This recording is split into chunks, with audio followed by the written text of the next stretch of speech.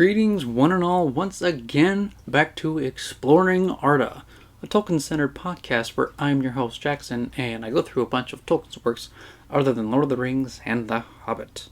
So this is a continuing story of the children of Húrin. Hooray! And, been having, I wouldn't say a good time, because Túrin's not having a good time. He is in Doriath, obviously, now. And, obviously, from the last chapter here is that after the pretty much kind of defiance against Morwen, his mother, he's just like, ultimately, Lavadel pretty much is just like, nah, like, you should actually probably go to Doriath, where it's actually safe, and you'll be raised up in a better setting than Dorlamine, which is kind of like crumbling into decay, and like it's just a bad time in Dorlamine where the Easterlings pretty much take over, and it's just all bad news. So ultimately Túrin does end up in Doriath, which is basically what the chapter is called Túrin in Doriath.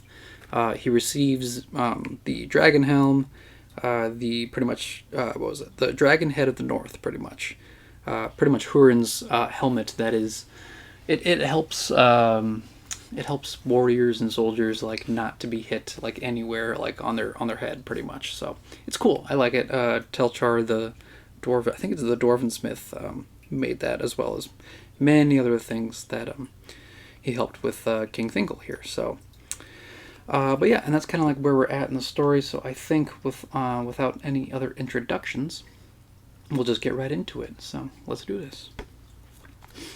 In the years of his childhood in the kingdom of Doriath, Túrin was watched over by Melian, though he saw her seldom. But there was a maiden named Nellis, who lived in the woods, and at Melian's bidding she would follow Túrin if he strayed in the forest, and often she met him there, as it were by chance. Then they played together, or walked hand in hand, for he grew swiftly, whereas she seemed no more than a maiden of his own age, and was so in heart for all her elven years. From Nellis, Túrin learned much concerning the ways and the wild things of Doriath, and she taught him to speak the Sindarin tongue after the manner of the ancient realm, older and more courteous, and richer in beautiful words. Thus for a little while his mood was lightened, until he fell again under shadow, and that friendship passed like a morning of spring. For Nellis did not go to Menegroth, and was unwilling ever to walk under roofs of stone. So that as Túrin's boyhood passed, and he turned his thoughts to deeds of men, he saw her less and less often, and at last called for her no more. But she watched over him still, though she now remained hidden. 9 years Túrin dwelt in the halls of Menegroth. His heart and thought turned ever to his own kin, and at times he had tidings of them for his own comfort. For Thingol sent messengers to Morwen as often as he might, and she sent back words for her son. Thus Túrin heard that Morwen's plight was eased, and that his sister Nienor grew in beauty, a flower in the grey north. And Túrin grew in stature until he became tall among men, and surpassed that of the Elves of Doriath, and his strength and hardihood were renowned in the realm of Thingol. In those years he learned much lore, hearing eagerly the histories of ancient days, and great deeds of old, and he became thoughtful and sparing in speech. Often Beleg Strongbow came to Menegroth to seek him, and led him far afield, teaching him woodcraft and archery, and, which he liked more, the handling of swords. But in crafts of making he had less skill, for he was slow to learn his own strength, and often marred what he had made with some sudden stroke. In other matters also it seemed that fortune was unfriendly to him, so that often what he designed went awry, and what he desired he did not gain. Neither did he win friendship easily, for he was not merry and laughed seldom, and a shadow lay on his youth. Nonetheless, he was held in love and esteem by those who knew him well, and he had honor as the fosterling of the king. Yet there was one in Doriath that begrudged him for this, and ever the more as Túrin grew near to manhood. Saeros was his name. He was proud, dealing haughtily with those whom he deemed of lesser nature and worth than himself. He became a friend of Daeron the minstrel, for he also was skilled in song, and he had no love for men, and least of all for any kinsman of bear in one hand. It is not strange, said he, that this land should be open to yet another of this unhappy race. Did not the other do harm enough in Doriath? Therefore he looked askance at Túrin in all that he did, saying what ill he could of it. but his words were cunning and his malice veiled. If he met with Túrin alone, he spoke haughtily to him, and showed plain his contempt. And Túrin grew weary of him, though for long he returned ill words with silence. For Saeros was great among the people of Doriath, and a counsellor of the king. But the silence of Túrin displeased Saeros as much as his words. Alright, so I'm going to do a little quick break after this little introduction. So, yeah, Túrin pretty much is, for the most part, well-liked in Doriath, obviously, except for Saeros, excuse me. And he's pretty much just learning all these skills from Beleg, pretty much all of the, I guess, quote-unquote, wartime skills, so, like, all the bows and the swords and, like, the handling of weapons, pretty much, but then, like, when it comes to just, like, making his own stuff, his own crafts, like it said, it just kind of goes the complete opposite way, and it's like it's never what he pictured or imagined in his mind. So it is kind of, it's pros and cons, but like for Túrin especially, through the whole story, it's better for him to learn, the skills of the wartime, because it is wartime in Beleriand still. So like I said, like Morgoth is just always there, his dark spirit's always there, just covering everything. So but yeah, Saeros is pretty much, I wouldn't say like jealous of him. He's just like, oh no, another mankind in Doriath. Like, is it ever going to end? It's only like the second guy that's been in here. But yeah, so Saeros does not like him. But we'll just go right back into the chapter here. In the year that Túrin was 17 years old, his grief was renewed, for all tidings from his home ceased at that time. The power of Morgoth had grown yearly, and all Hithlum was now under his shadow. Doubtless he knew much of the doings of Húrin's people and kin, and had not molested them for a while, so that his design might be fulfilled. But now, in pursuit of this purpose, he set a close watch on all the passes of the shadowy mountains, so that none might come out of Hithlum, nor enter it, save at great peril, and the orcs swarmed about the sources of Narog and Teglin, and the upper waters of Sirion. Thus there came there came a time, there you go, when the messengers of Thingol did not return, and he would send no more. He was ever loath to let any stray beyond the garden borders, and in nothing he had shown greater good will to Húrin and his kin, that in sending his people on the dangerous road to Morwen in Dorlamine. Now Túrin grew heavy-hearted, not knowing what new evil was afoot, and fearing that an ill fate had befallen Morwen and Yenor, and for many days he sat silent, brooding on the downfall of the house of Hador and the men of the north. Then he rose up and went to seek Thingol, and found him sitting with Melian under Hirilorn, the great beech of Menegroth. Thingol looked on Túrin in wonder, seeing suddenly before him in the place of his fosterling a man and a stranger, tall, dark-haired, looking at him with deep eyes with a white face, stern and proud, but he did not speak. "What do you desire, foster son?" said Thingol, and guessed that he would ask for nothing small. "Mail, sword, and a shield of my stature, lord," answered Túrin. "Also by your leave I will now reclaim the dragon helm of my sires."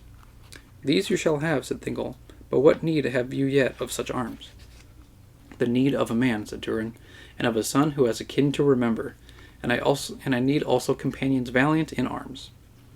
"I will appoint you a place among my knights of the sword, for the sword will ever be your weapon," said Thingol.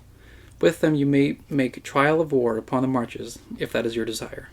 "Beyond the marches of Doriath my heart urges me," said Túrin, "for onset against our foe I long, rather than defense." "Then you must go alone," said Thingol. "The part of my people in the war with Angband I rule according to my wisdom, Túrin, son of Húrin. No force of the arms of Doriath will I send out at this time, nor at any time that I can yet foresee." "Yet you are free to go as you will, son of Morwen," said Melian. "The girdle of Melian doesn't hinder the going of those that passed in with our leave." "Unless wise counsel will restrain you," said Thingol. "What is your counsel, lord?" said Túrin. "A man you seem in stature, and indeed more than many already," Thingol answered. "But nonetheless, you have not come to the fullness of your manhood that shall be. Until that is achieved, you should be patient, testing and training your strength. Then maybe you can remember your kin. But there is little hope that one man alone can do more against the Dark Lord than to aid the Elf Lords in their defense, as long as that may last." Then Túrin said, "Beren, my kinsman, did more." "Beren and Luthien," said Melian. "But you are overbold to speak so to the father of Luthien. Not so high is your destiny, I think, Túrin, son of Morwen, though greatness is in you. and your fate is twined with that of the elven folk, for good or for ill. Beware of yourself, lest it be ill." Then after a silence she spoke to him again, saying, "Go now, Fossur's son, and take the advice of the king. Thou wilt ever be wiser than your own counsel. Yet I do not think that you will long abide with us in Doriath beyond the coming of manhood. If in days to come you remember the words of Melian, it will be for your good. Fear both the heat and the cold of your heart, and strive for patience if you can." Then Túrin bowed before them and took his leave. And soon after he put on the dragon helm, and took arms, and went away to the north marches, and was joined to the elven warriors who were waged unceasing war upon the orcs and all servants and creatures of Morgoth. Thus while yet scarcely out of his boyhood, his strength and courage were proved, and remembering the wrongs of his kin, he was ever forward in deeds of daring, and he received many wounds by spear or arrow or the crooked blades of the orcs. And I'll do actually another quick break here. Obviously now Túrin is out of Doriath, just for a while, I would say. Just so that he's obviously worried. I keep saying obviously, but that's bad. He is worried for his mother and his little sister that he pretty much only knows about in the passing news of the elves, that they just kind of like come back and forth. But now, since the war is I guess worsening and Morgoth's power is kind of extending, Thingol pretty much takes okay, no more messengers that are going out anymore. Obviously there's still there it is again. The elves are still fighting Morgoth, but King Thingol and Melian does not want to send any more out. And so when Túrin is pretty much just like, "Oh, well, I need to go and save my own people," they're like, "Okay, well, go. We'll give you your stuff. You can go, but it's probably not a good idea." But he still goes anyway, and that's kind of where we're at right now. So, and back to it once more. "But his doom delivered him from death, and word ran from the woods, and was heard far beyond Doriath, that the dragon helm of Dor-lómin was seen again. Then many wondered, saying, 'Can the spirit of any man return from death? Or has Húrin of Hithlum escaped indeed from the pits of hell?' One only was mightier in arms among the marching wardens of Thingol at that time than Túrin, and that was Beleg Strongbow. And Beleg and Túrin were companions in every peril, and walked far and wide in the wild woods together. Thus 3 years passed, and in that time Túrin came seldom to Thingol's halls, and he cared no longer for his looks or his attire, but his hair was unkempt, and his mail covered with grey cloak stained with the weather. But it chanced in the 3rd summer after Túrin's departure, when he was 20 years old, that desiring rest and needing smith work for the repair of his arms, he came unlooked for to Menegroth, and went one evening into the hall. Thingol was not there, for he was abroad in the greenwood with Melian, as was his delight at times in the high summer. Túrin took a seat without heed, for he was wayworn, and filled with thought, and by ill luck he set himself at a board among the elders of the realm, and in that place where Saeros was accustomed to sit. Saeros, entering late, was angered, believing that Túrin had done with this in pride, and with intent to affront him. And his anger was not lessened to find that Túrin was not rebuked by those that sat there, but was welcomed as one worthy to sit among them. For a while, therefore, Saeros feigned to be of like mind, and took another seat, facing Túrin across the board. "Seldom does the march-warden favour us with his company," he said, "and I gladly yield my accustomed seat for the chance of speech with him." But Túrin, who was in converse with Mablung the hunter, did not rise, and said only a curt, "I thank you." Saeros then plied him with questions concerning the news from the borders and his deeds in the wild. But though his words seemed fair, the mockery in his voice could not be mistaken. Then Túrin became weary, and he looked about him, and knew the bitterness of exile. And for all the light and laughter of the elven halls, his thought turned to Beleg and their life in the woods, and thence far away, to Morwen and Dor-lómin in the house of his father. And he frowned because of the darkness of his thoughts, and made no answer to Saeros. At this, believing that the frown aimed at himself, Saeros restrained his anger no longer, and he took out a golden comb, and cast it on the board before Túrin, crying, "Doubtless, man of Hithlum, you came in haste to this table. It may be excused your ragged cloak, but there is no need to leave your head untended as a thicket of brambles, and maybe if your ears were uncovered you would heed better what is said to you." Túrin said nothing, but turned his eyes upon Saeros, and there was a glint in their darkness. But Saeros did not heed the warning and returned the gaze with scorn, saying for all to hear, "If the men of Hithlum are so wild and fell, what sort are the women of that land? Do they run like the deer clad only in their hair?" Then Túrin took up a drinking vessel and cast it in Saeros' face, and he fell backward with great hurt. And Túrin drew his sword and would have run at him, but Mablung restrained him. Then Saeros, rising, spat blood upon the board, and spoke as best as he could with a broken mouth. "How long shall we harbor this wood woes? Who rules here tonight? The king's law is heavy upon those who hurt his lieges in the hall, and for those who draw blades their outlawry in the least doom. Outside the hall I could answer you, wood-woes." But when Túrin saw the blood upon the table, his mood became cold, and with a shrug he released himself from Mablung and left the hall without another word.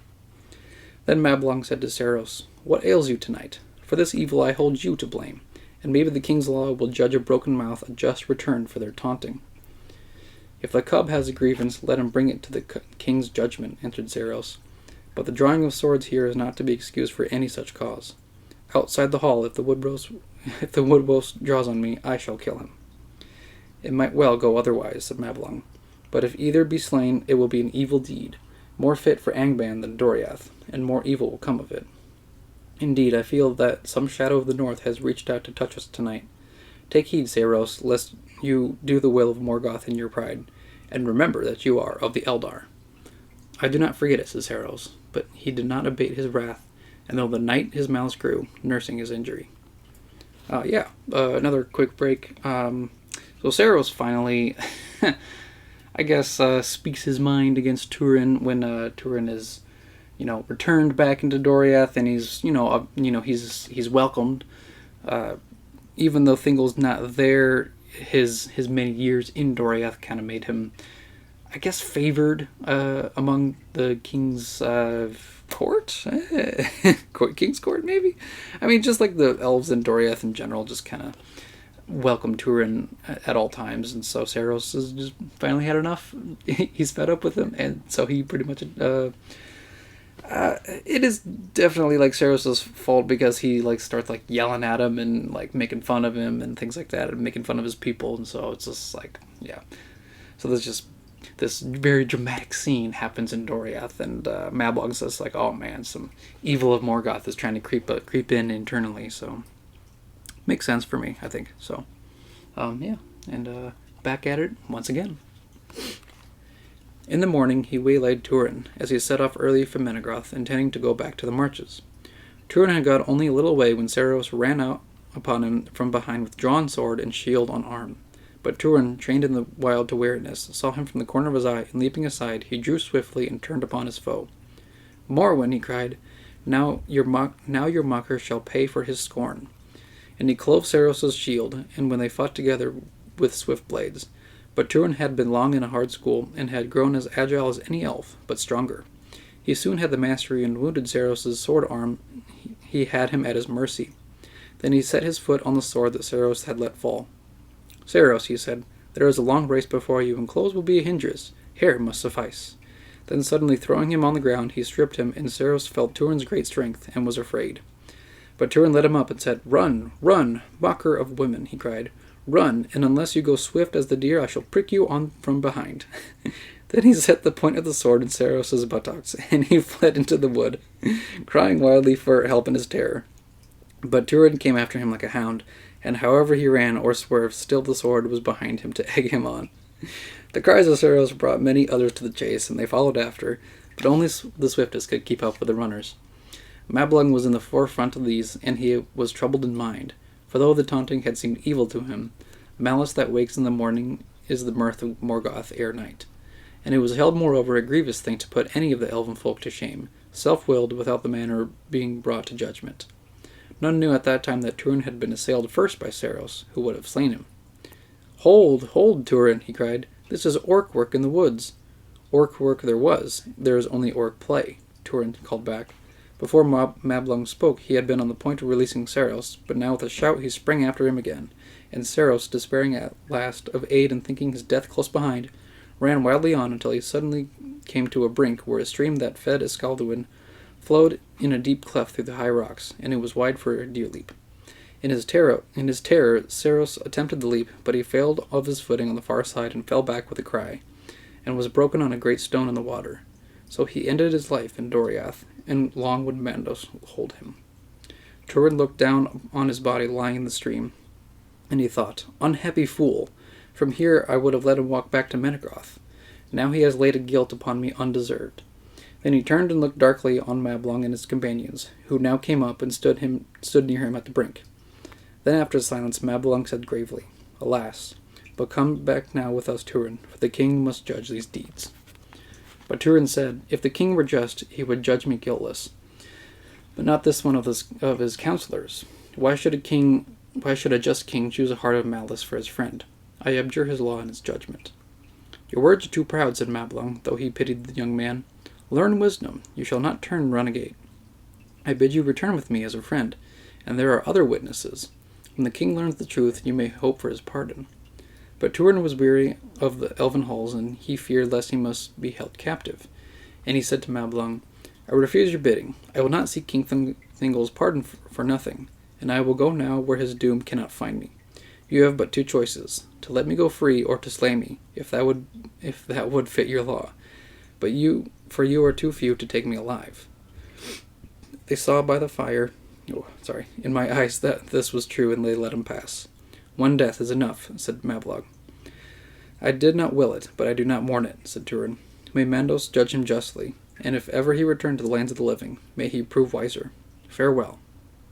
"Fare free," said Mablung, "for that is your wish. To say well would be vain if you go in this way. A shadow is over you. When you meet again, may it be no darker." To that Túrin made no answer, but left them, and went swiftly away, alone, none knew whither. I'll do a little bit of break here again.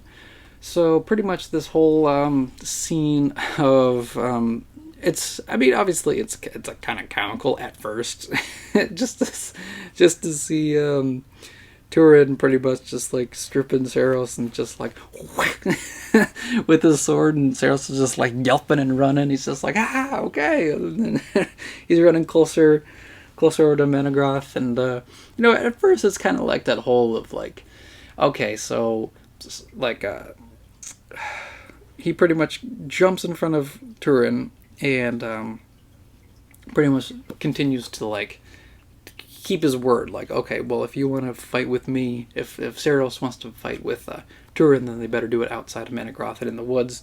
This happens, but obviously Túrin is much stronger and I guess much more agile than Saeros and defeats him very quickly. And so this whole shame thing happens, and then Saeros pretty much loses his footing and pretty much dies from a terrible, nasty fall in a waterfall. So, and that's one of the, I guess, like the whole theme of like bad luck for Túrin. I guess is more of like, Morgoth's curse upon Húrin's, lineage, Húrin's bloodline, which that's what I think it is. For me, it only makes sense that even if it's like a lighthearted like prank or something like that, it will go ill, like it will go bad. So I think that's like the whole reoccurring theme that you might see throughout this book. So, and then now Túrin is like, well, I don't want to face the king for what I've done.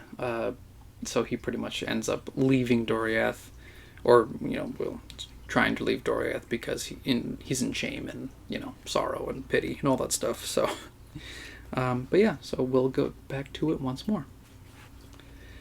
It is told that when Túrin did not return to the north marches of Doriath, and no tidings could be heard of him, Beleg Strongbow came himself to Menegroth to seek him, and with heavy heart he gathered news of Túrin's deeds and flight. Soon afterwards Thingol and Melian came back to their halls, for the summer was waiting, and when the king heard report of what had passed, he said, "This is a grievous matter, from which I must hear in full. Though Saeros, my counselor, is slain, and Túrin, my foster son, has fled, tomorrow I will sit in the seat of judgment, and hear again all in due order, before I speak my doom." The next day the king sat upon his throne in his court, and about him were all the chiefs and elders of Doriath. Then many witnesses were heard, and of these Mablung spoke most and clearest. And as he told of the quarrel at table, he seemed to the king that Mablung's heart leaned to Túrin. "You speak as a friend of Túrin, son of Húrin," said Thingol. "I was, but I have loved truth more and longer. Hear me to the end, lord," Mablung answered. When all was told, even to the parting words of Túrin, Thingol sighed, and he looked on those that sat before him and said, "Alas, I see a shadow on your faces. How is it stolen into my realm? Malice is at work here. Saeros I accounted faithful and wise, but if he lived he would feel my anger, for his taunting was evil, and I hold him to blame for all that chanced in the hall. So far Túrin has my pardon, but I cannot pass over his later deeds, when wrath should have cooled. The shaming of Saeros and the hounding of him to his death were wrongs greater than the offense. They show a heart hard and proud." Then Thingol sat for a while in thought, and spoke sadly at last. "This is an ungrateful foster son, and in truth a man too proud for his state. How can I still harbor one who scorns me and my law, or pardon who will not repent? This must be my doom. I will banish Túrin from Doriath. If he seeks entry, he shall be brought to judgment before me, and until he sues for pardon at my feet, he is my son no longer. If any here counts this unjust, let him speak now." Then there was silence in the hall, and Thingol lifted up his hand to pronounce his doom. But at that moment Beleg entered in haste, and cried, "Lord, may I yet speak?" "You come late," said Thingol. "Were you not bidden with the others?" "Truly, Lord," answered Beleg, "but I was delayed. I sought for one whom I knew. Now I bring at last a witness who should be heard, ere your doom falls." All were summoned who had aught to tell," said the king. "What can he tell now of more weight than those to whom I have listened?" You shall judge when you have heard," said Beleg. "Grant this to me, if I ever deserved your grace." "To you I grant it," said Thingol. Then Beleg went out, and led by the hand the maiden Neles, who dwelt in the woods, and came never into Menegroth. She was afraid, as much of the great pillared hall and the roof of stone as of the company of many eyes that watched her. And when Thingol bade her speak, she said, "Lord, I was sitting in a tree," but when she faltered in awe of the king and could say no more. At that the king smiled and said, "Others have done this also, but have felt no need to tell me of it." "Others indeed," said she, taking courage from his smile. "Even Luthien, and of her I was thinking that morning, and of Baron the man." To that Thingol said nothing, and he smiled no longer, but waited until Neles should speak again. "For Túrin reminded me of Baron," she said at last. "They are akin, I am told, and their kinship can be seen by some that look close." But Thingol grew impatient. "That may be," he said, "but Túrin son of Húrin is gone in scorn of me, and you will see him no more to read his kindred. For now I will speak my judgment."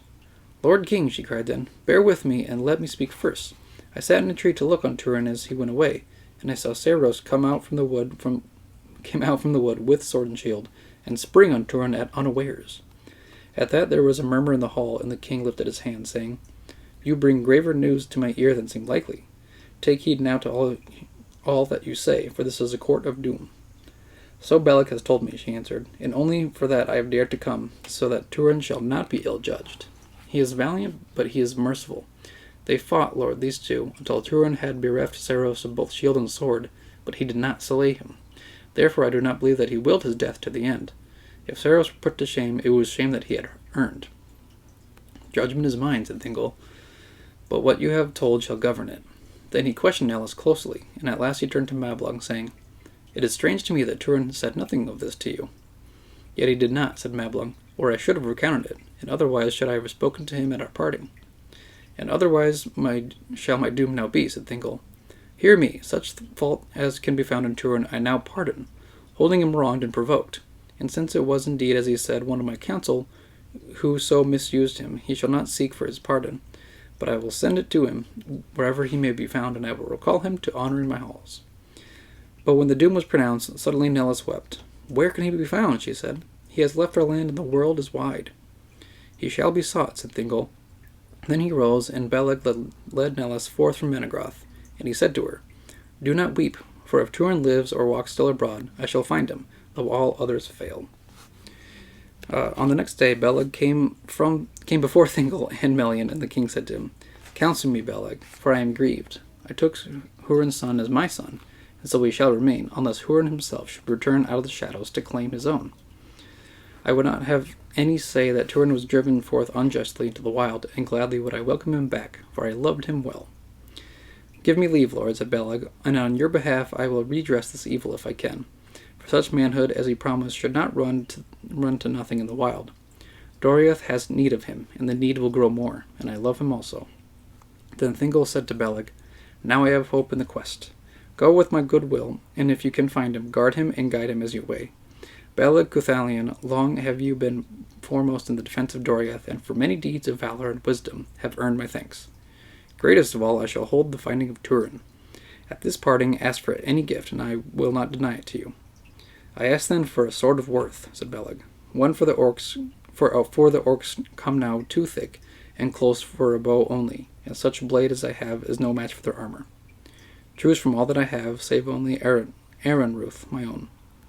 Then Beleg chose Anglicel, and that was a sword of great fame, and it was so named because it was made of iron that fell from heaven as a blazing star. It would cleave all earth dolven iron. One other sword only in Middle-earth was like to it. That sword does not enter this tale. And then before it actually goes into the next page, there's actually another painting, which we haven't had in a while. Trying to get the glare off of it here, which is kind of impossible, of course. But it basically shows Beleg leaving Doriath. There's King Thingol and Beleg, which is I'm guessing that's what it is. Before pretty much he leaves here. So just wanted to show you that. That sword doesn't enter this tale, though it was made by the same smith, and that smith was Eol the Dark Elf, who took Aradel, Turgon's sister, to wife. He gave Anglicel to Thingol as fee, which he begrudged, for leave to dwell in Nan Elmeth. But the other sword, Angrilel, its mate, he kept, until it was stolen from him by Maeglin, his son. But as Thingol turned the hilt of Anglicel towards Beleg, Melian looked at the blade, and she said, There is a malice in this sword. The heart of the smith still dwells in it, and that heart was dark. It will not love the hand that it serves, neither will it abide with you long. Nonetheless, I will yield it while I may, said Beleg. And thanking the king, he took the sword and departed. Far across Beleriand he sought in vain for tidings of Túrin, through many perils, and that winter passed away, and the spring after. Alright, and that is that's pretty much the end of the chapter there. Pretty much Beleg, after hearing the doom of, the judgment of King Thingol, pretty much pardoning Túrin, saying that, with Nellis pretty much saying that, actually Saeros was the one who snuck up behind Túrin, already prepped and ready with his, his sword and shield. That kind of turns the tide, which makes sense, because it's like, if if you're sneaking up on somebody, then you're there to, literally, kill them. The intent to kill. And since Túrin pretty much stayed his blade and, didn't slay Saeros, the whole judgment, turns, and pretty much he's just like, well, if anybody ever finds Túrin, bring him back so that, we can sort it all out. And Beleg is just like, okay, well, I volunteer and I'll go. And so, Beleg pretty much chooses Anglicel, which is actually a really important sword for this story, actually. A lot of things happen with Anglicel, and it's one of my, I say it's one of my favorite weapons in the whole of, Arda, I guess you could say. Just because it's very interesting. It was crafted by Eol, the Dark Elf, also from the Silmarillion. This really sketchy, guy who literally captures what's her name? Captures an elf and one of the elf maidens or something like that. Aradel, Turgon's sister. Yeah. And he pretty much captures her, makes her wife, his wife. Sorry. They have a kid, and then she runs away to Gondolin, I think, and then he pretty much dies in Gondolin when he's cast off the walls. It's a dramatic chapter. I forget which one it is, but it's crazy. And then obviously Túrin is still out into the wild, and Beleg is just pretty much setting out to go and find him, and that's kind of the end of the chapter. So now the adventures of Túrin and Beleg start to kind of pick up a little bit. So this was kind of more of the introduction of how Túrin was kind of led in his childhood up to his beginning of adulthood. A lot of strife already, especially because it's the Wars of Beleriand. So there's obviously going to be a lot of strife, a lot of death, a lot of hard times. So, that is all I have for the chapter. Thank you guys again for pretty much keeping up with the story and just checking out all my episodes. I really appreciate all the views, all the listens. It's really fun. It's just kind of like, my personal podcast. It's just a fun project to have ongoing throughout the year. I know last month I posted a lot, but since I'm back in school now, actually, I'm going back to get my master's degree in teaching, in actually English and literature teaching for high school. So I'll be pretty much plugging my way to get my master's degree in that. So I'll be posting every so often, depending on how busy my schedule gets. So because of that, be sure to check out my other stuff, Grim Captivation, which is my paranormal podcast. Still having a lot of fun with that. And also check out my own book, The Lands of Ordia, Power of Heaven, available on Amazon. Always be sure to at least, check it out. If you could get a copy, that would be really, really cool. And, let me know how it is and things like that. Because I've been, like I said so many times, creating my lore, creating my history still to this day. So there's a lot to it. But I'm very much proud of what I've been making so far. So I think with all that being said, just stay tuned for another episode. And may the light of Elbreth be with you all. Farewell!